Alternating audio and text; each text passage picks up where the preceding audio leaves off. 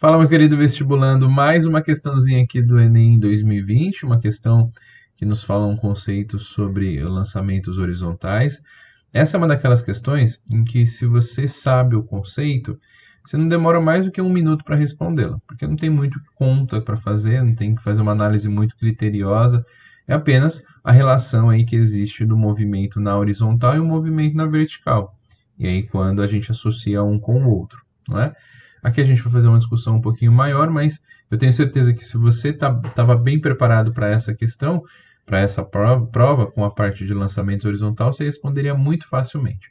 E é uma tendência. Ultimamente não, né? Alguns anos atrás, acho que 1 ano, 2 anos atrás, a FUVEST cobrou um exercício muito parecido com esse, onde era um drone que jogava uma partícula a certa velocidade e ele pedia para você descrever como é o movimento dessa trajetória. Novamente surge essa questão. Então, o vestibular vai te dando dicas de, ó, estude por esse caminho, veja que essas questões, saiba aquilo que pode cair nas suas provas, tá? Então, isso é até uma dica para que você estude provas que recentemente caíram e que inovaram, né? Questões novas. Como a gente falou sobre o efeito fotoelétrico, aqui a gente também pode falar sobre esse lançamento e essa trajetória realizada pela partícula, não é?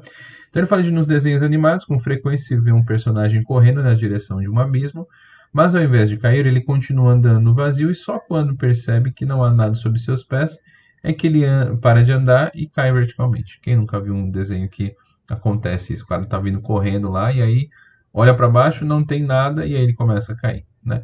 No entanto, para observar uma trajetória em queda no experimento real, você pode lançar uma bolinha no experimento real, isso é importante. Então, pode-se observar uma bolinha com velocidade v0 sobre uma superfície de uma mesa e verificar seu movimento de queda até o chão. Então vamos começar aqui, vamos fazer a representação só para a gente entender por que as coisas acontecem desse modo, né? Vamos colocar aqui, fazer uma reta aqui. E aí, de repente, eu vou colocar aqui sobre essa reta uma mesa. Tá? E nessa mesa, eu coloco uma... Vou fazer uma mesa um pouquinho menor aqui. Aí eu pego uma bolinha aleatória aqui, vou fazer um desenho, uma representação de uma bolinha, e ela está vindo com essa representação, ela está vindo com uma velocidade v0, que ele chama aqui. Ó. Então ela veio com uma velocidade v0. Pronto. Ele me disse isso, né? Que a velocidade v0 com que ele está sendo, ela está vindo com velocidade constante v0. Só que é interessante de você ver isso, porque quando a bolinha ela continua a sua trajetória aqui, ela vai continuar com v0. Aqui. Não posso mudar o meu v0. Por que eu não posso mudar?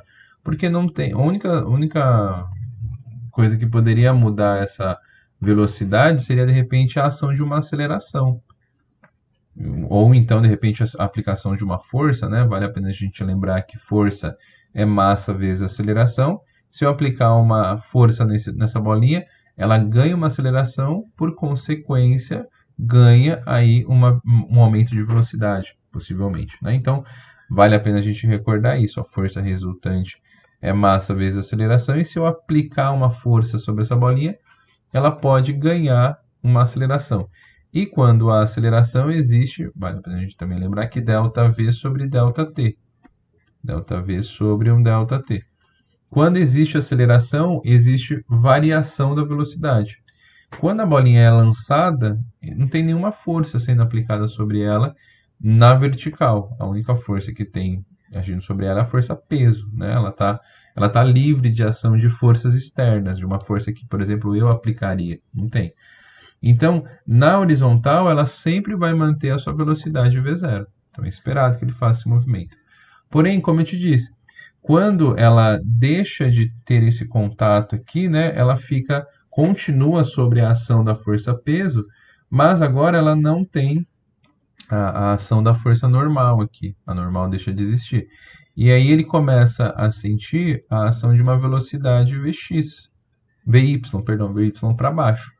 Que cada vez mais, conforme o tempo vai passando, e aí vale também a nossa lembrança do vovoate, né, ou o vovogato, que quanto maior for o tempo, maior é a velocidade com que ela está indo. Então, cada vez mais ela tende a fazer esse movimento de aproximação aqui. Ó, ela ganha. O X não consegue acompanhar o Y, né? O Y vai aumentando gradativamente, mas o V0 ele continua igual. O V0 pode até, pode não, começa maior, mas conforme o tempo vai aumentando, o VY vai superando o valor de Vx. E aí no final aqui, quando ele chega aqui embaixo, possivelmente, né, dependendo se for um tempo grande, o meu Vy vai ser maior do que o meu V0. E aí isso significa um movimento parecido com o movimento de uma parábola aqui, né? Então essa é a representação clássica aqui. É quando a gente vê que você já pode ver de cara que é essa, né? Então todo lançamento horizontal e livre de qualquer força externa, esse é o clássico, é o padrão de como se comporta.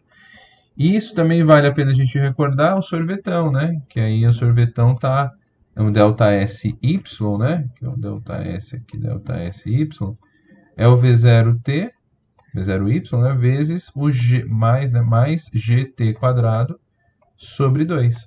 Isso, lembra que esse T quadrado está associado ao movimento parabólico quando a gente representa? Então é nos motivos também que a gente poderia pensar na hora de fazer esse exercício. Mas, entendo, bem clássico, acontece muito de aparecer esses exercícios e você tem que ficar atento desde já.